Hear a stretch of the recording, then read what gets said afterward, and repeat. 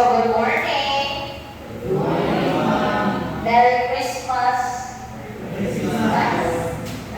Okay, so before we proceed to our discussion this morning, I want you to stand. Let us pray. John Anthony, please lead the prayer. Let us bow our head and praise the Lord. O God, Creator of heavens and universe, we are worthy of our praises. In you alone, we pray and submit ourselves. For we are nothing without you. We humbly ask for your forgiveness and mercy. Dear Lord, we gather today with an included day. Guide us with our heart, may every blessing size, understanding, wisdom, respect for all. May our faith in you give us strength to act and stay in all power of our sin. So please stand, please be seated. Again, good morning. Good morning, ma'am. Who is absent? Levo is absent? Yes, ma'am. Okay. Before we proceed, who can give me a short recap about our topic last meeting? Yes, Mr. Tita. So, about entrepreneurship. Entrepreneurship is about creating, organizing, and managing a business, effectiveness, commercial innovation, and growth. Very good, thank you. Who can give me the different types of entrepreneurship? Yes, Miss Carla. Carla. The main type of entrepreneurship recipe that we have discussed is about small entrepreneurship and scalable start entrepreneurship, social entrepreneurship, binary entrepreneurship, and large entrepreneurship. Okay, very good. Thank you so much. Before we will come into the basic the topic this morning, let's play a game. Okay? So I will call 3 participants to give the idea about the illustration that I will be playing here. Okay? So I will show you 5 different small business items. Okay.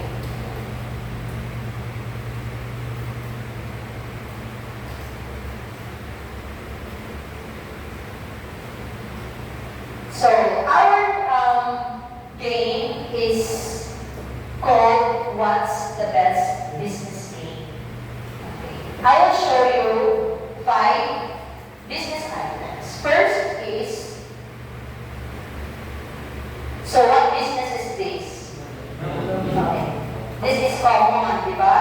In Biliran, municipality of Biliran, a lot of businesses na nag-offer ng milk tea, di ba? And then second business item is, what business is this? Okay. Anong business ito?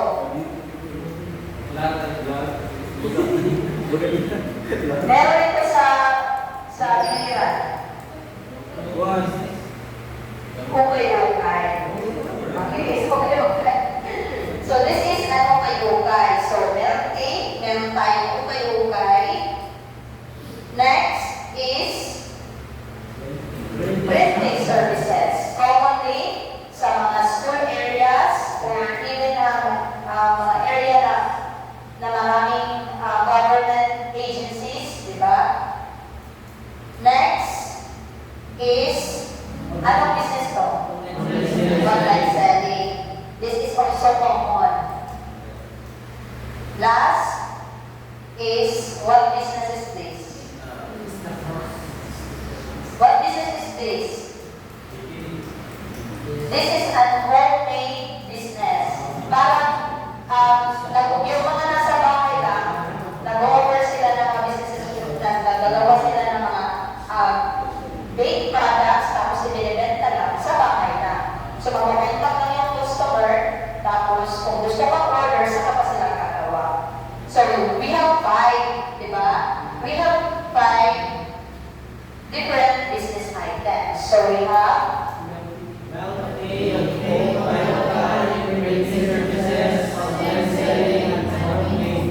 okay. The question is, who can give, who will participate or who will share their knowledge about these business items. I need 3 participants. Yes, Anthony, kindly stand here. And then, yes, Kabusor and Rubia. Sige, Rubia. I want you to choose one business. Okay? And then, what business do you think is the most successful? Explain why. Kung para sa iyo, bakit nakikita mo na isa sa mga yan is magiging successful? Yes, Anthony. For me, ma'am, is the printing services. It's because kung magbutang ka ng printing services sa actual school, like kanang ilang nila sa supply, not a lot of opportunities kay ang students, kundi lang Can you speak Tagalog? hindi lang po sila maka-assist doon sa printing area. Okay, so do you think printing services is the most successful among all the businesses para sa iyo? Okay. Do you think your idea will earn profit? Sa paano pamamaraan? Dahil po sa mga students sa isang area, kung marami pong student yung nangyayari ng occupant, madali lang po sila sa isang area. Okay, thank you very much. Let's give a clap to Mr. Anthony. Thank you. You can sit down. And then Ms. Rubia, among all business items, which do you think is the most successful and why? For me, online selling naman. Because ito, yan na, in our generation talaga, nagamit na talaga ang cellphones, technology, any kind of technology, basta may camera, makakabalik ako talaga clothes, used maniya or direct paggamit. Kung may naka ito, yung may papakita tao, makakabalik yan na talaga mag-fight. Most ng mga tao, nagamit na talaga ito. Okay, let's give a clap to Ms. Rubia. Yes, Mr. Kabusor. Para po sa clothing mga kasi sa Okay, okay. kasi yung mga original ng mga product na galing sa ibang bansa at nabibili natin mga lang kaysa sa mga online ng mga mahal at mga ticket na nila masira. Ganyan. Okay, so do you think makaka-earn ka ba ng profit sa ukay-ukay? Kasi mas marami kami yung mga kulang sa budget, mga tao, dahil siya bumibili. Okay, thank you very much. Let's give a hand to everyone. Thank you for sharing your idea. So, these businesses, di ba, anyone can take a business. Tayong lahat, pwede tayong mag-business. But not everyone work a business. Parang hindi lahat ng business nagiging successful. Not everyone can make it work. Di ba? So, maraming businesses ang pwede natin gawin. Pero the question is this magiging successful ba to? Or magiging successful man or hindi? Or babangon ulit, mababagsak, fail, and then babangon ulit. So that's the business. Okay.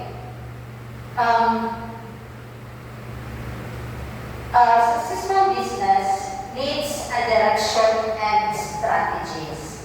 So, ang yung gagawin, paano mo siya gagawin para maging successful? Ano ba ang dapat gawin? May business ka o yes, you have the money, you have the budget para maggawa ng business. The question is, anong strategy ang gagamitin mo? So this morning, we will talk about making a business plan. These were business planning tasks. Okay? So, ang business plan, para siyang, kung sa teacher, ano ang business plan? Oh, it's like a lesson plan. Mga dapat gawin or mga steps kung paano gagawin ang business para maging successful. Okay. But before we will proceed to the discussion, I want you to know the learning objective. So ano ba dapat ang gagawin ng estudyante at the end of the class? First, you explain the purpose and importance of business. Second objective, you will identify the basic parts of a business plan. And then last, create a simple business plan outline for a chosen product or service. So this is the objective for this class. Okay? So, before tayo mag-go into the important part of the discussion, who can give me an idea what is business plan? Ano ba ang business plan? Pinyang floor, meron ka bang idea? Para sa iyo, ano ba ang business plan? Are you familiar with the business plan? O sige, para sa iyo, ano ba ang business plan? Ang business plan natin, ito po yung pinaplano mo yung ginagawa mong business. Okay. Pagplano ka kung paano ka mag-success, kung paano ka gagawin ka ng maayos. Very good. Any other idea? Malaba? Para sa iyo, ano yung business plan? Are you familiar sa business plan? Business plan is all about a horizontal lines. Before we build a product like our going to build a business, of course, we should plan that to achieve the successful of our product. So, para makuha natin is kailangan natin ng strategy, which is the money first is money para siya kung paano ba natin titingnan natin business is money niya kay kung sakto ba niya para pag-build na natin kuhan and kung ano ating mga mabubuwas na atong product. Okay. Okay. Thank you so much. So, from the word itself, business plan. Plano sa business. So, ano ba talaga ang business plan in the simplest definition? Business plan is a written roadmap. So, ano ba ang roadmap? Ano ba ang roadmap? Meron ba kayong idea? Ano ba ang roadmap? Ano ba? Written roadmap. When we say written, of course, written, isusulat talaga. Walang business plan na dapat nasa isip lang. So, when we say business plan, written talaga siya. Written roadmap. So, when we say roadmap, guide. It is a guide that shows you to reach your goal. Para magsusulat ka, ano ba ang goal ko sa business? Okay? That is business plan. So, a business plan as what your business is. The business plan describes ano ba ang business mo. Para siyang nag-introduce ng self. Ano ba ang meron ako na wala sa inyo? Ano ba ako? Ano ba ang meron ako? Ano ba ang mali-convert ko? So, that is a business plan. And it also asks how it works. Paano ba siya tatakbo? Paano tatakbo ang business? Ano ba ang gagawin ko? Ano ba ang mga steps na gagawin ko sa business ko? And then, it also asks who your market is. Sino ang magiging customer? And then last, how you will earn the profit. Paano ako kikita? Okay. So, first is what your business is. When we say what is your business is, it talks about or it describes about what will be your product. Ano ba ang plano mo? Ano ba ang magti-trend sa aming community? So ano ba ang pwedeng product na feeling ko kikita sa barangay or even kung saan yung gusto mong location? So ano ba ang dapat isa sa store, milk tea, snack house, printing services, ukay-ukay, or anything? So, how it works. When we say how it works, it explains the process of how your business operates. Paano tatakbo? From production, paano siya gagawin, into sales. Siyempre, gagawa talaga kayo paano gagawin ang inyong business. Example, let's saan ka kukuha ng mga ingredients? Sino ang mga tao o mga staff na kukunin mo? Sino ang mag-deliver? So, business plan describes how it works. The operation, paano mo siya gagawin. And then, it asks for your market. Example, gusto mong magtayo ng business sa labas ng university. So, sino yung target market mo? Oh, students, teachers, or even the consumers around the campus or outside the campus. Kasi, example, bilang campus, marami naman dyan mga households. So, target customer din sila. Malay mo, maging satisfied sila sa product. So, bibili sila sa iyo. So, target customer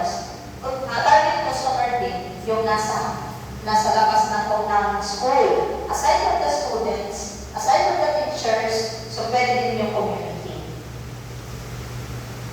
And then, how you will earn profit. How business makes money through your pricing. Tama ba ang presyo? Affordable ba sa mga estudyante? Ang costing and the selling strategies. Paano mo siya i-rebenta?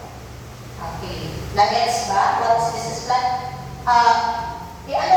Parang just remember these 4 questions para malaman nyo, para mas maintindihan ano ba talaga ang business plan. Or it is a written format that is the simplest definition of the business plan. Nagets na? No more question? So, what your business is, how it works, who your market is, and how you will earn profit. So, bakit kaya importante ang business plan?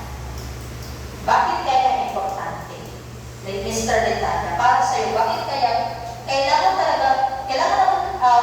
magtayo o maggawa ng business plan? Pwede naman magdadirect ang pag-sell, marami naman dyan walang business plan. Ito yung magiging guide mo para mas mag-success yung mga product na gagawin mo pa lang, kapag nanuhan mo pa lang. Kasi kung wala kang business plan, maybe yung gagawin yung business mag-fail ko.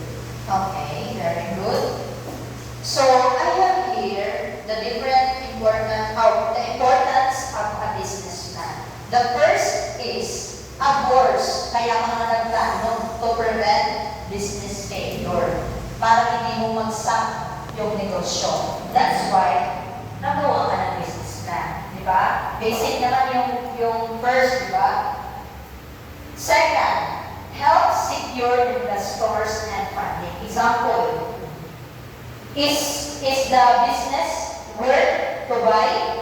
Dapat ba ang pera na igagastos sa business?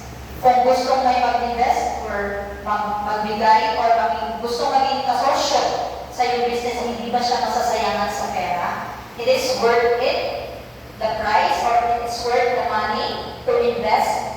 Okay, that's why importante. Kasi aside to prevent failure, of course, hindi ba masasayang yung pera ko sa business na to? That is ganyan talaga ang common, di ba? Pag mag-business ka, hindi ba masasayang yung pera? Di ba, business kasi, it talks about money. Kaya nga nag-business para iikot yung pera. So, number 2, help secure the investors. Parang hindi ba masasayang yung pera? Okay? Next, serves as a guide for operations and decision making. Parang, what is this all about? It serves a guide for operations and decision making. Yes, Miss Carla? Para sa iyo, ano ba ang ibig sabihin? For me, serves as a guide for operation and decision making. If you are drafting a business plan, it's really important that you will craft business plan as a guide, as a way, as a key na maging successful yung plan mo at the end. Because for all businesses, if you're planning to create a successful, if you're planning to achieve a successful business, you will need business plan in order to achieve those goals para maging successful yung business mo. So that's the operations. Okay, thank you very much. Serves as a guide for operations and decision making. Para it helps you to know ano ba ang ating gagawin. Mga desisyon mo ba? Para ano ba ang ating gagawin? Magkakaroon ka ng mga smart choices. Parang magiging anong tawag doon? Anong term? Parang magiging careful ka to make decisions. So, through business plan, parang mapapag-isipan mo talaga ng mabuti kung ano ba ang tamang desisyon. Ano ba ang ating dapat gawin to avoid failure, of course. Next is last, helps identify risks and opportunities. When we say risk, ano yung risk? Ano yung risk? It's a negative or positive? Negative. So risk is challenges. And opportunities, ano ang opportunities? Ano ang opportunities sa business? Kasi kung tayo, Mga lessons sa kalooban. grab the opportunity kung may trabaho. Big profit mo. Okay. Earn profit or the advantage. So, risk and opportunities. Ang business, para rin yung life, di ba? May risk and opportunities. But it is how you will deal. Example, the challenges, paano mo siya gagawin para maging turn into opportunity.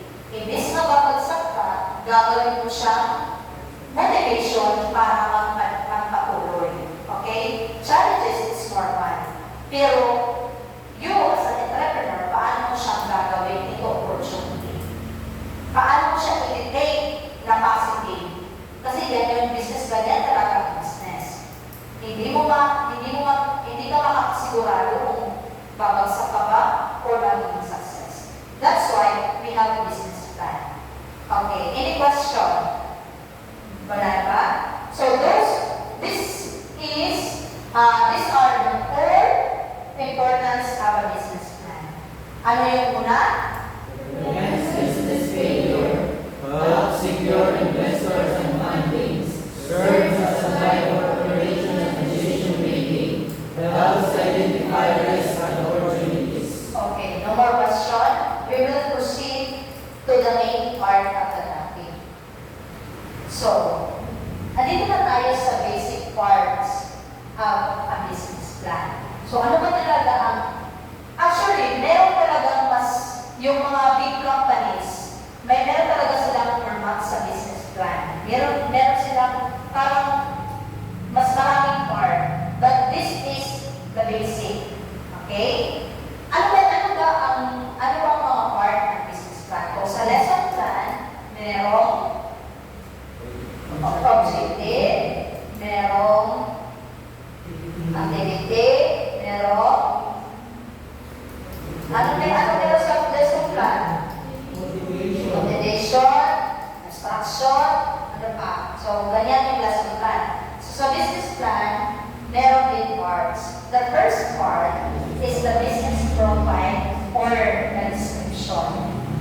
Parang ito ang sagot sa definition kanina na ano yun? Yung sa business plan, the first question, what your business is. So, andito yan sa business profile. What is your business? What product or services will you offer? Okay? Ganyan ang description. So, magsusulat ka doon. The first is the business profile or description. Ano ba ang business ko? Ano ba ang magandang business na gagawin? The description. Okay. It gives people a clear picture of your business. Para nakikita nila ano ba ang meron ka. Para nandang, sige, meron doon si Miss Malapad. Nagtinda pala siya doon ng mga kakanin. So, because of your business, parang dyan susulat mo kung ano ba ang, parang may specific, kailangan na specify mo ano talaga ang meron, ipapokus mo na business. Ano ang background ng yung business, or when we say description, para mas may idea yung mga tao. Ano ba talaga ang ititinda mo? Okay. Next part is the market analysis. Ano ba ang market analysis? It asks, who are your target customers? So as I explained earlier, sino ba talaga ang magiging target customer? Who are your competitors? When we say competitors, sino ba ang magiging kompetensya ko? Ano ba ang meron ako na wala sila? Na para sa akin, may encourage ko ang mga mamimili na bumili sa akin. Parang gano'n. Parang kung ikaw kasi business, hindi ka naman talaga magiging-kompetensya, pero kailangan. Kasi pag meron doon business na, example, may internet, maggagawa ka rin ng meron na business. So, ano ba ang pagkakaiba? Diba? Parang, paano makikita kung sa tingin mo meron din doon? So, ang gagawin mo is, ano ba ang meron ako na wala sila? The uniqueness of your business. So, ang milk tea nila, meron mo na ito milk tea, may matcha, may buhan. So, yung sa'yo, may palaya, may upo, may manok. May sitaw. Yes, syempre. Kung wala yung mga tao, yung mga ano ba meron dyan, avocado. So, ikaw, magtulong ka ng unique. Nga para sa'yo, parang pag-i curious yung mga tao. So, dahil dyan, bibili ka lang sila. Sige nga, tikman na natin yung ampalaya. Talagang ampalaya, ang palaya dirty ba talaga? Mapait, matamis, or ano ba talaga lasa ng ampalaya? Kung gagawin siya dirty. So, ganyan yan. So, as BPLN, it also needs to, parang it applies also sa inyo. Parang you have to be creative in terms of businesses, in terms of, especially foods, innovation.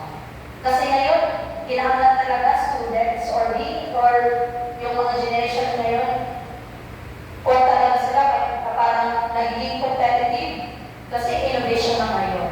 Marami nang ginagawa na wala nang dati. Parang ganyan ka creative yung mga bata ngayon. So ikaw, kung you are planning to have the business, dapat talaga gagawa ka ng kakaiba. Okay. So in market analysis, it helps you to know who will buy your product, what customer need or want. Diyan ka kasi focus ano ba ang need or ano ba ang gusto, ano ang mga preference ng aking mga customers. Suppose dyan, ano ba ang kailangan ng estudyante? Sa inyo, ano ba talagang mas kailangan nyo dito sa campus? School supplies ba? Walang school supplies. Mga photocopy na mas mura. Kasi ngayon, mahal na talaga printing. 10, dati sa akin, 1 peso, 2 pesos.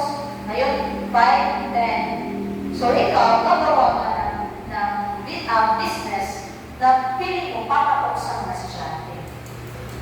Next is marketing plan. So, kanina, market analysis. Ngayon, marketing plan. Paano mo siya ipaplano? So, the marketing plan, how will you promote and sell your product? That's the question. In the marketing plan, paano ko siya ibenta?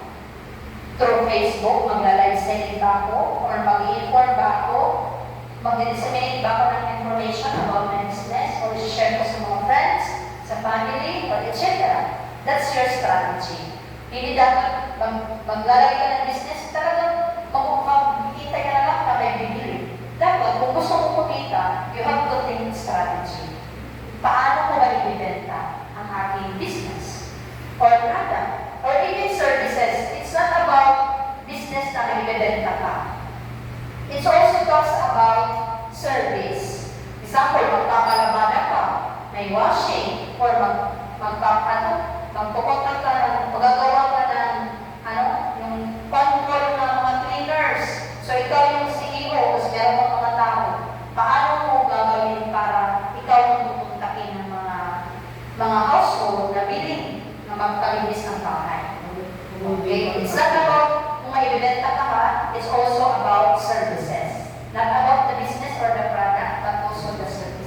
Kasi ganyan yung business. Hindi lang siya magbibenta ka. May business na ngayon, marami ng klase ng business. Okay? So, dapat tingnan paano ka magbibenta. It's your strategy to make people know your product or service. Okay? People know, like, and buy your product. Next, number 4 is the operation plan. The operation plan, paano ba tatakbo yung negosyo? Higher business funding, supplies, pag-sustain ba ang supplies? Kasi kailangan mo consider yan. Kung magbubuha ka ng milk tea, marami ka bang supply ng ampalaya milk tea dyan, na powder or ano, marami ka bang tanim ng ampalaya para ma-sustain. Okay, what if gusto talaga ng mga tao yung ampalaya? Tapos, yung ampalaya mo dyan is intended for 1 week lang. So, mag-iisip ka, tutuloy-tuloy ba ang ampalaya milk tea? The location, tama ba ang milk tea na nasa labas ng school? Tama ba ang milk teahan mo nasa kilid ng dagat? Tama ba yung milk tea mo nasa kapitbahay mo lang sa within the community? Diba? You have to consider the manpower. Sino ang mga tao na gagawa? Yung staff mo, loyal ba sila sa'yo? Or maganda lang sa simula, tapos at the end, nag-regulate ka? Maraming ahas ngayon. Diba? Maraming ahas, hindi mo alam. Tingnan mo si Kencho. Diba? Kahit sarili kapatid. Ginanong niya yung negosyo niya. So, hindi na umabot sa mabuting usapan, ako tayo sa legal. So, ganyan yung panahon ngayon. Ang staff ba, yung mga tao mo, yung gagawa ng product, is may mga trainings ba sila? Is this, ano ba sila, para qualified ba sila para gumawa? Parang ganun yun. And then, the process. Magiging smooth ba ang process kung ito yung gagawin ko? Magluluto, mag-deliver, o magluluto, package, mag-deliver, mag-sell. Parang tama ba yung proseso? Okay, parang sustainability. Dahil sa product, ang location, maganda ba? Yung tao, and then yung proseso. So, that is the operation. Parang ang takbo ng negosyo. Magiging smooth na ba? Or magkakaproblema pero kaya namang solusyonan. Kasi yung entrepreneur, o ikaw entrepreneur, kung may problema, hindi ka talaga dapat susuko. Gagawa ka kung ano ba ang pwedeng gawin sa problema. Susolusyonan ang problema. Hindi ka gawin problema ulit. Okay. Next, the last is financial plan. This is the most important part. Sabi nga nila, kaya naman mag-negosyo, isa no record pa. Kaya ko lang pera para, do you agree that? Tama ba? Yung kaya mo mag-negosyo, kaya ko lang pera, kaya mo patakuin. Parang sa panahon ngayon, parang malabo, di ba? Dapat mag-negosyo ka, may pera ka talaga. Mag-start ka, kahit konti. So tapos, ito na bahala. Kaya ka magpapano para gawin kung paano siya magpapano. So, the financial plan, the cost of production, the pricing, ang maging presyo, projected, magkano ba ang magiging kita mo sa isang buwan, sa isang araw, sa isang linggo, the income, projected income, paano ka ba kita ba or hindi, or tama ba ang kita, and then the break-even point, parang from sales, from cost to sale. Or parang yung nagagasto ko, din kikita ba? Then i-earn ba ng profit? Anong tawag doon? Sa Tagalog? Magkikita ka ba? Aside sa ginasto mo, aside sa pagtinda mo, kikita ba ako? Kahit konti, ganyan talaga ang business. Pero meron ibang businesses na basta i-ano lang yung pera. Parang iikot lang ba? Oo, parang ikot lang. Para sa kanila, hindi lang masayang yung pera. Pero, kung ikaw naman maging entrepreneur ka or businesswoman or businessman, syempre, yung target mo, kikita ka ba? Of course, aside na iikot lang yung pera, kikita ka rin ba? Kasi parang sayang naman yung pera na iikot-ikot lang, tapos hindi ka sure kung talagang kikita. So, di ba?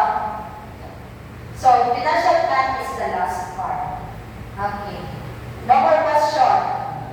So, ano yung 5 basic business plan? Business profile, description, market analysis, Market analysis. financial plan, and financial management.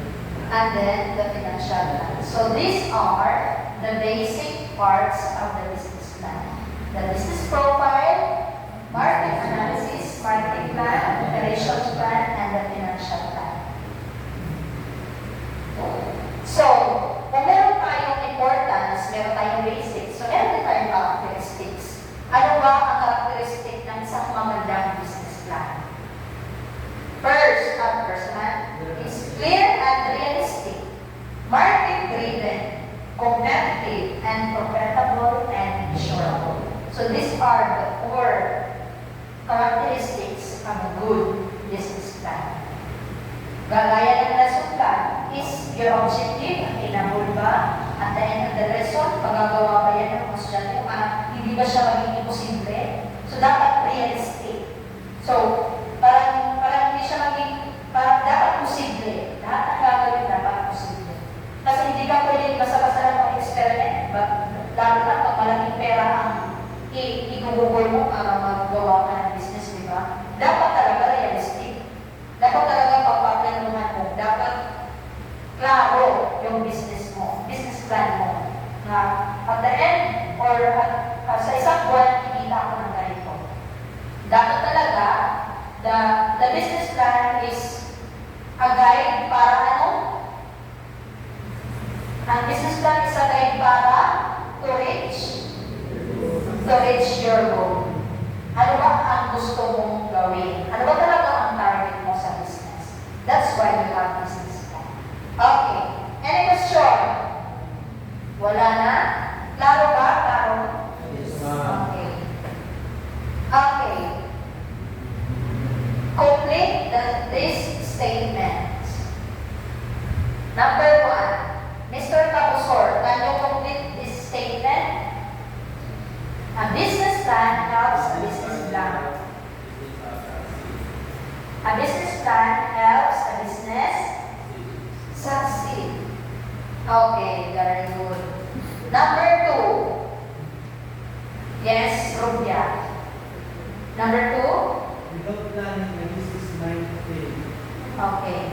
Kung magsasucceed, of course, possible mag-fail yung business. So, without planning, kung hindi ka mapaplano, talagang possible mag-fail yung business.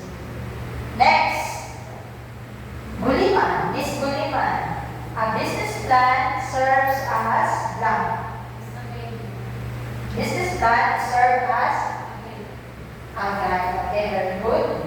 A guide for making business decisions. Last, preparing a business plan allows a business to, yes, Ms. Cabillan, to ensure progress and success. Thank you very much. So next part, okay, but before we will proceed to our activity, I will show you a sample of a business plan using those basic parts of the business plan. Okay, please read and parang analyze yung ginawa kong business plan para makita.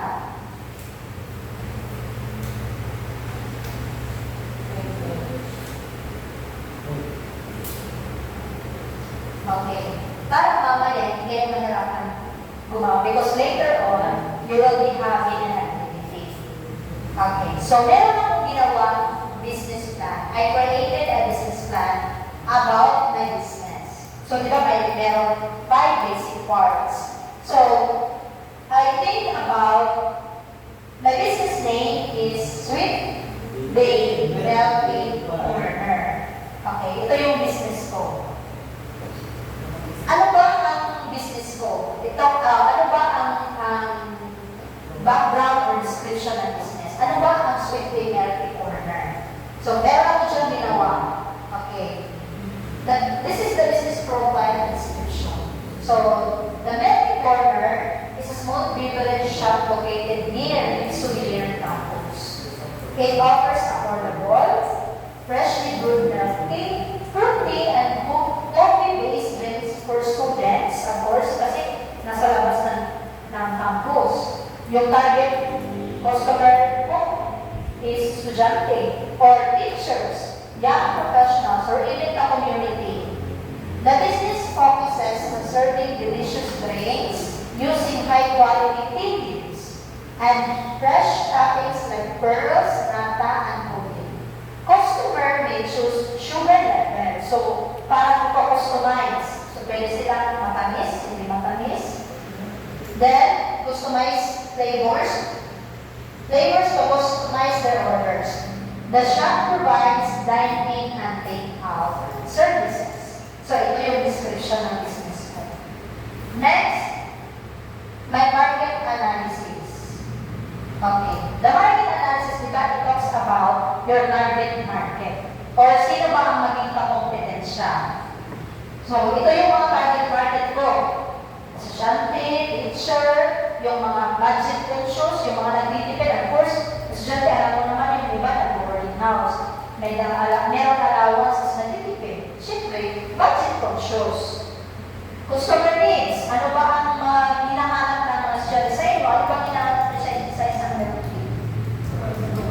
Of course, affordable, yung naman na yan. Refreshing snacks and drinks, and trending and customizable beverages. Siyempre, kung anong yung lalo na pag nakikita, marami ngayon sa social media, different kind of milk tea. Tapos nakita, parang maganda itong milk tea na ito. Pero parang ano naman sa biliran. So, kaya ginawa ko, kasi trending siya ngayon, yan, milk tea na yan. So, ginawa ko to encourage the customers to buy. Diba? Sino ba ang maging kompetensya ko? Of course, the Sip and Grind, meron sila dyan, milk tea. Doon sa Brianna. And then, Gongcha, mga talagang Gongcha. Serenity, Brianna's Snackhouse, and the local milk tea stores. Di ba meron na yun yung nag-motor? Tapos, yung ano yun, 50 pesos or buy one take one, ano ba yun? Yung parang on wheels, milk tea on wheels. So, yan yung maging kompetensya ko. Milk tea consumption remains popular among teens and young adults, especially in the social hangout places and schools. Ganyan kasi ngayon yung mga generation, kung anong trending, talagang makikisabay. So, ikaw na business owner ka, you have to see that as an opportunity. So, ano ba ang meron dyan? Kasi yung mga generation na yung gusto ng mga trend. So, ikaw gagawa ka ng mga trending na mga meron. Diba? So, parang sasabayan mo yung trend. Next is the marketing plan. Ano ang gagawin ko to promote na business? First, of course, kung mga social media platform, share sa mga estudyante, sa mga kaibigan, sa pamilya. And then, student discount cards. Siyempre kung guys, ID ka, estudyante ka, 20% discount. O, siyempre, ay ka pangapalit. Siyempre, bakit ka good? Kasi yung ibang businesses, wala silang discount. Basta kung anong presyo, yun lang. So sa akin, kung estudyante ka, may discount ka. So, the loyalty stamp cards. Meaning, if you are loyal, ikaw customer ka, palagi bumibili sa akin. So, 1 week or in a month, nakapabili ka ng 10 or 5. So, meron kang loyalty stamp cards. So, susunod na bibili ka, meron kang discount. Meron kang buy one, get one free. Next is, pag mag-open ako ng milk tea, first week, buy one, get one. Kasi yan yung mga strategy na ginagawa ng mga business owners at talaga. At the end of the beginning of your business, upon opening, may parang may encourage yung mga customers to buy. Kasi buy one, get one pa first week. Okay, next, the location. Ang location ko is near school entrance dyan to attract daily student traffic. So, mga estudyante, habang naghihintay ng masasakyan, so,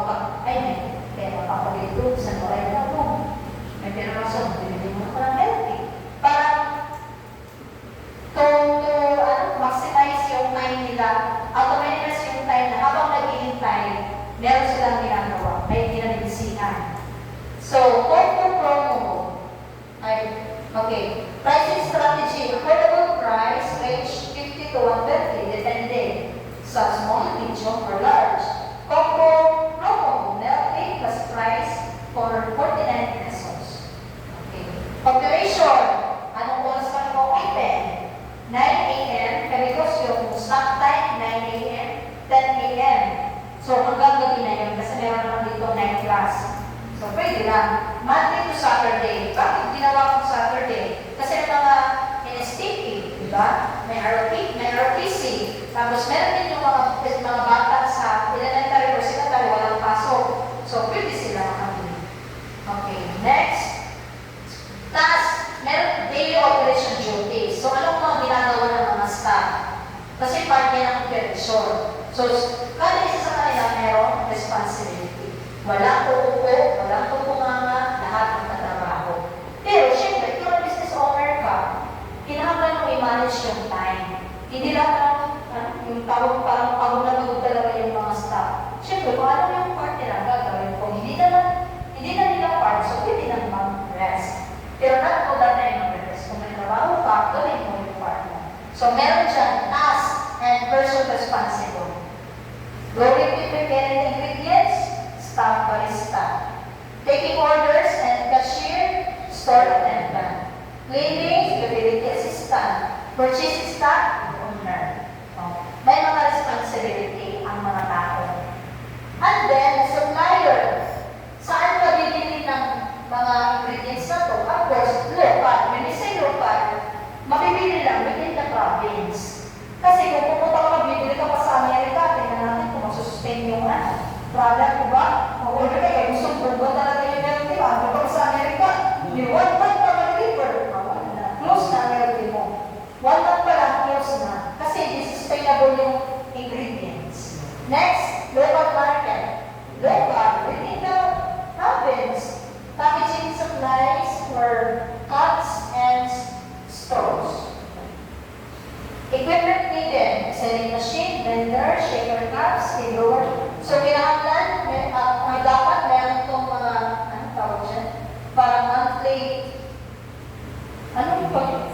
maintenance. So, kung gagamit ka ng mga equipment, dapat may maintenance. Paano siya paglilinis, kung meron mga, ano ito? Yung taoy. Kung may mga ganyan, paano mo siya gagawin na hindi maapektuhan yung business. Okay, dapat part yan sa operation. Last is the financial plan. Okay, the item and the cost. Ang equipment unit, syempre dapat lahat ng igagastusin mo sa business nakalagay sa financial plan. Kahit pamasahe, gasolina, pag related to business, dapat kasali sa financial plan. Kasi kahit yung gastos mo is 5 pesos, 10 pesos, makaka-apekto na yan sa kita. So dapat kahit 10 pesos, 5 pesos, kasali sa financial plan. Kaya nga nagpaplano ka. Para nakita mo kung magkano lahat yung nagastos mo, nakalagay dyan, estimated start-up cost. So, nag-estimate ka kung magkano yung pag-start ng business, magkano, how much money you will spend pag-start ng business. So, andyan yung mga, meron akong total estimated capital, 75,000. So, nag-project ako, pricing and selling. Pricing and sales projection. Total, estimated capital is 75. So, yan yung capital ko. Diba? Pag ano ba ang business, 75 pesos yung inalaan mong pera. Lahat na yan, mga masahe, mga products, sweldo ng tao, andyan yan, permit, lahat nakalagay. So, the average price per drink, estimated lang, 75 pesos. Target sales per day, 80 cups. Malaki ang target sale ko sa isang araw. So, dapat talaga magiging, marami kang strategy na gagawin na para bumili yung mga customers. Daily sales, 80 cups. 80 cups times 75 pesos. Kasi ito yung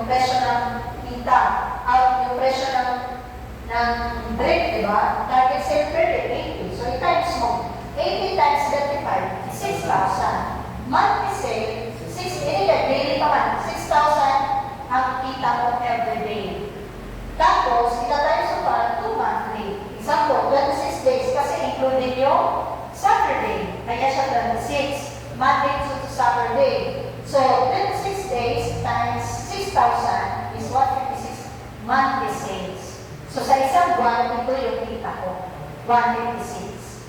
And then, ano ba ang ini-expect ng mga monthly expenses? So ito yung mga kada month, magkano ba ang dapat kong spend na pera? So ito na nga, expenses, cost. So, nagawa ko ng total expenses na 87. Sa lahat na yan na monthly. So, monthly, so 156, nakita nyo, 156 yung kita ko sa isang buwan. Di ba, 156 monthly, i-minus ko sa gasto ko na 87 monthly. May equal 69. So, ito yung 69,000 ang magiging kita ko sa isang buwan. Okay, na-guess na? So, parang cost to sale to profit. So, magkano ang mga gasto ko, paano ang magkikita, and then paano ang magbibenta, ano ang magbibenta o magkano, and then magkano ang aking magkikita. So, ito na, 69,000 monthly.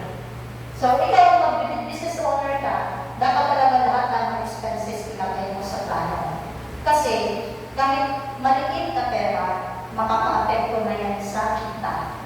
Okay. Lalo na pag you are first time business owner, dapat talaga mapagmasid ka in terms of money.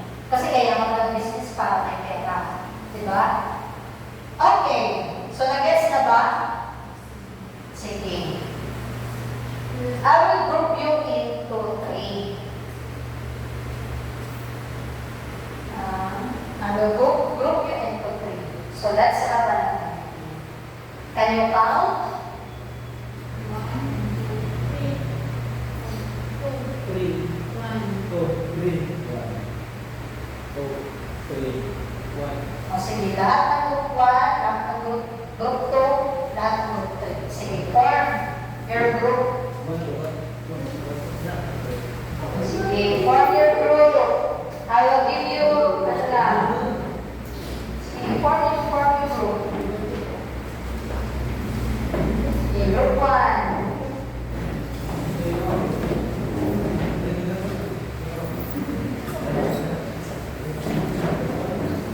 Okay na? Sige. Makinig muna. Sige, group 1. Ano, group 1 kayo? Group 2? Sige, form your circle. Group 3.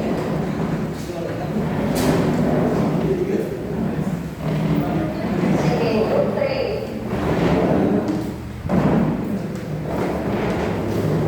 Okay.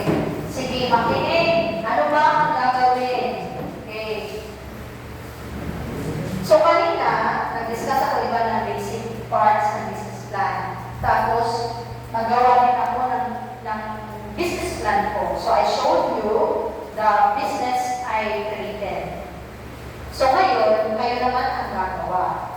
Ang activity ay tatawagin natin Startup Pitch Paper. So, ang pitch paper is all about business plan. In 3 groups, create a simple business idea. This is for the mini business plan template. So, the first part, ang gagawin nyo ay gagawa kayo ng product or service name. Ano ba ang name ng product o ano ba ang service na iyong i-offer? Next part is target market. Sino ang maging target customers? Sino ang maging kakompetensya ninyo? Mga possible competitors. Next, ito competitors. Target market, na sino ba yung magiging customers? And then, sino ang maging kakompetensya ninyo? This is the competitors. Next, the marketing strategy. Ano ba ang gagawin nyo para i-benta yung product? Or para ma-present or makikita nyo ano ba ang product na meron kayo? Okay. Next, estimated cost and price. Magkano ba ang possible na pera na gagamitin? And then, magkano ba ang benta? And then last, bakit sa tingin ninyo magiging successful ang business na ginawa nyo? Okay. Okay na? Sige, I will give you a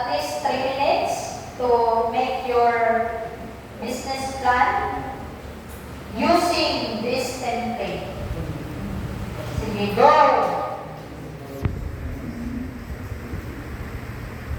Kahit anong business product.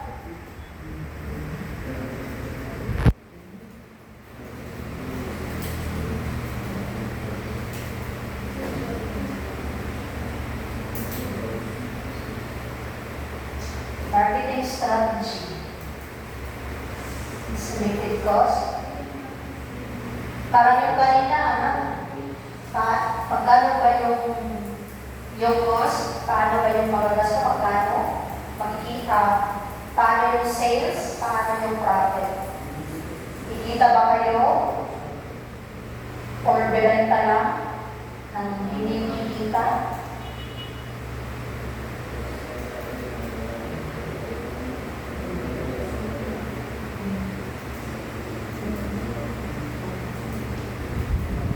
And then explain kahit isa lang sa sagutin kung bakit magiging successful yung business na ginawa niyo.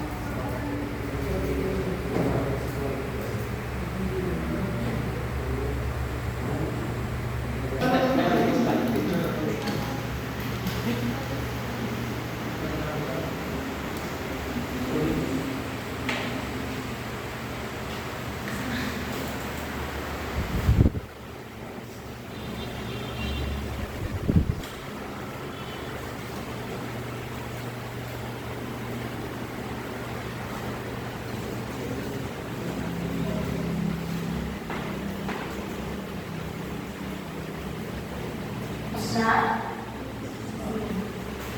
Ang group 2, finish na? Group 3. Sige. Last 1 minute.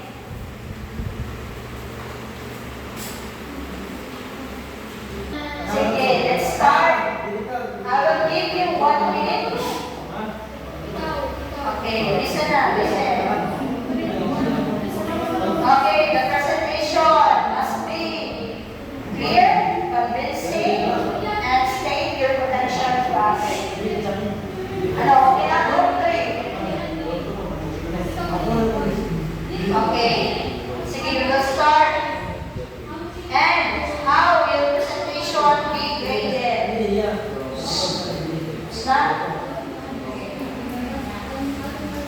So you will present in 1 minute, and then your output will be graded through this evaluation rubric.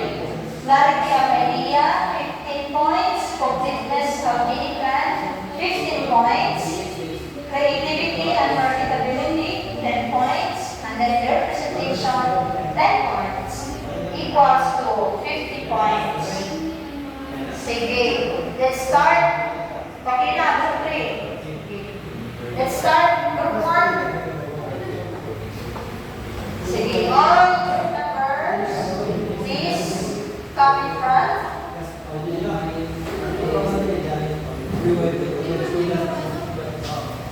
Okay, group 1.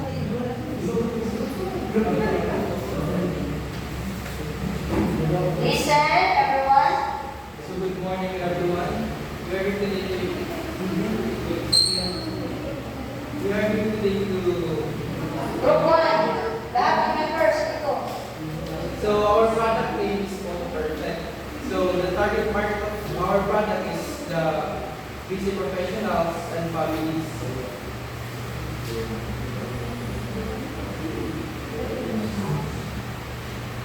Local tourists and Kakani stock and home makers and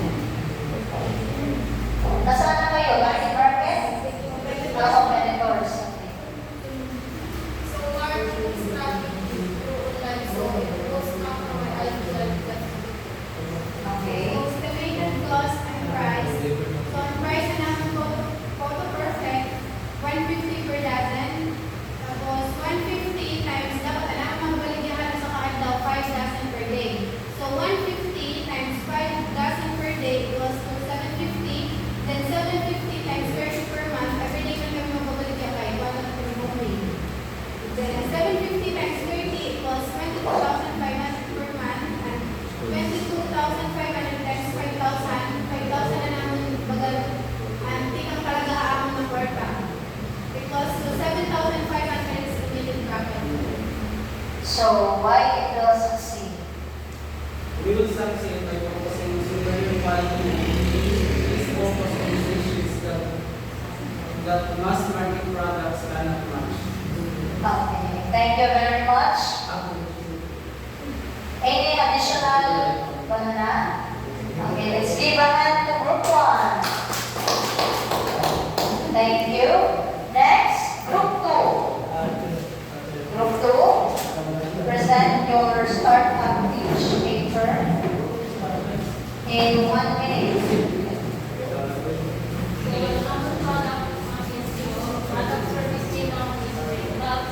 Friend up, a friend love.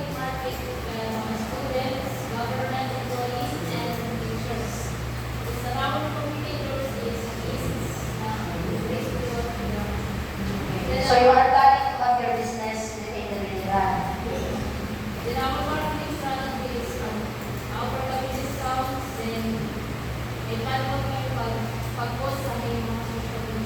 Okay. So, now, estimated cost and price 250 and 200 and 1,300, 500 and 300 total. Ano yung 300 voluntary? Anong mga services ka niya? Mga ano ito? Mga paperweight, Okay. ang total 1,250. Magkano yung total? 1,250. 2,150 in 1 month.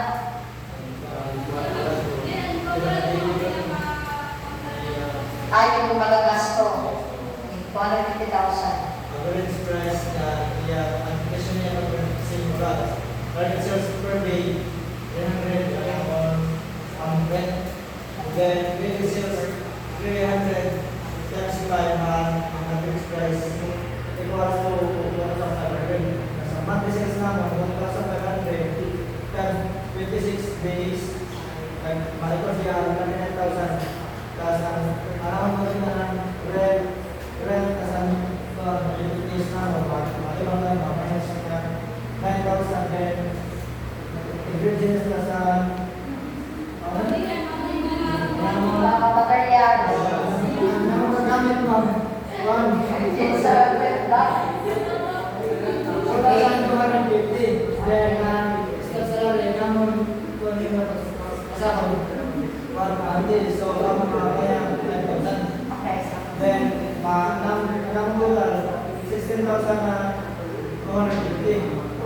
then ang dibawas sa mga kuwan plus na tama ang So, what's 250 minus tapos ang naging sa totoo na naman ang income 32,750 so bracket 32,750. So bakit magiging successful yung friend love?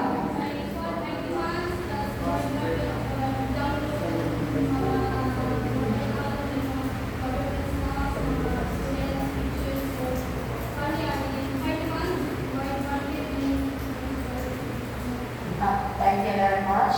Let's give a hand to group 2. Last group 3.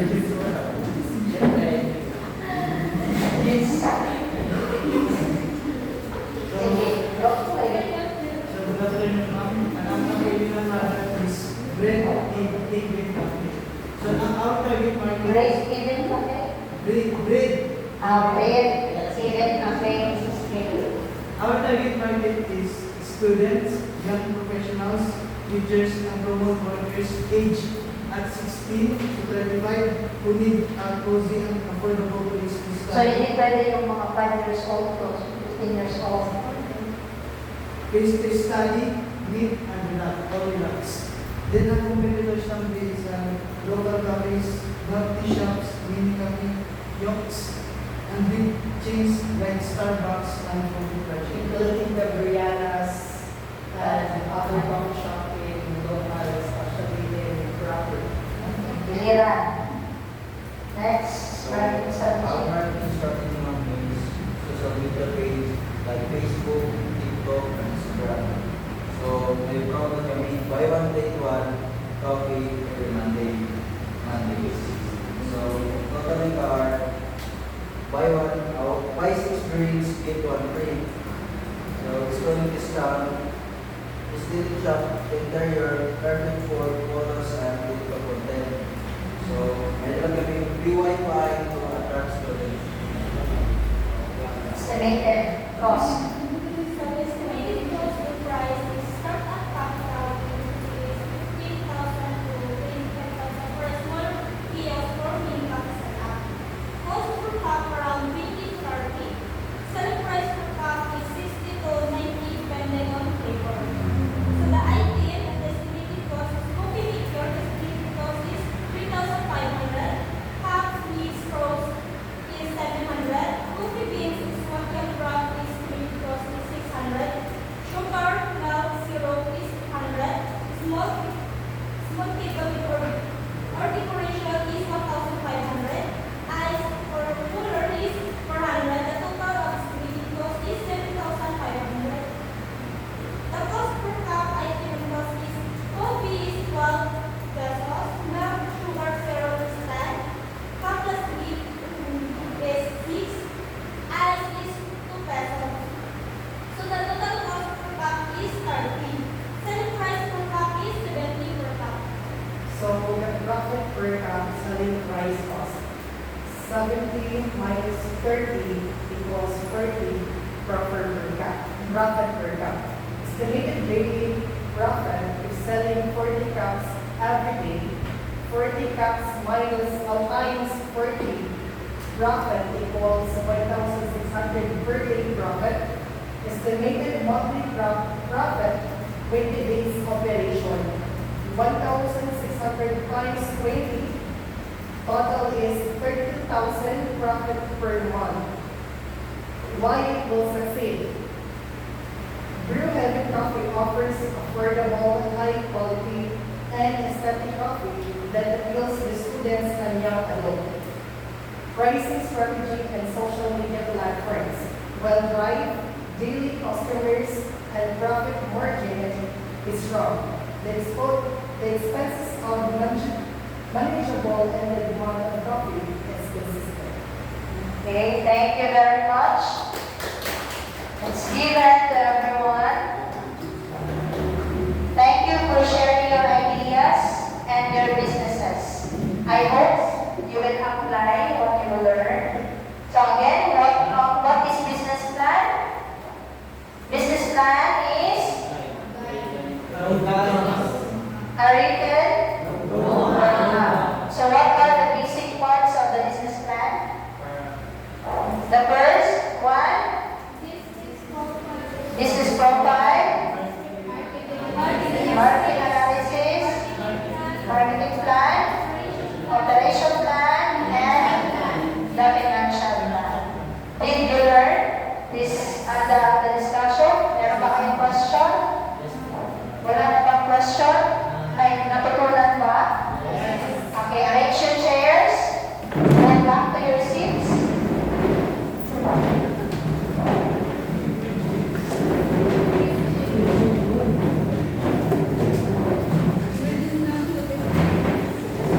Since wala nang tanong, naintindihan naman yung discussion, kindly get 1/4 sheet of paper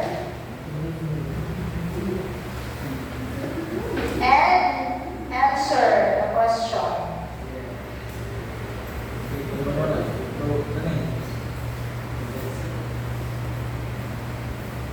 Okay, this is your quiz for this morning. I will give you 2 minutes to answer.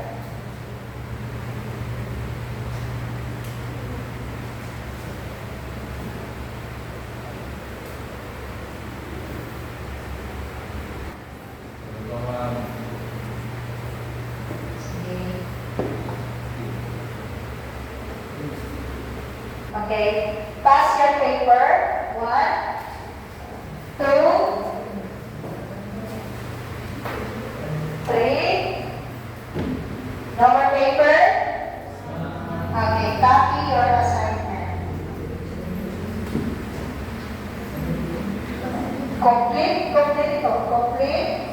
1 to 2-page business plan using the 5 basic parts discussed.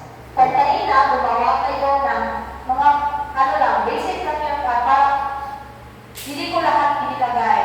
So, sa activity kanina, sa assignment, dapat gagawa kayo ng business plan na kasali yung 5 basic parts na na-discuss ko kanina. Okay.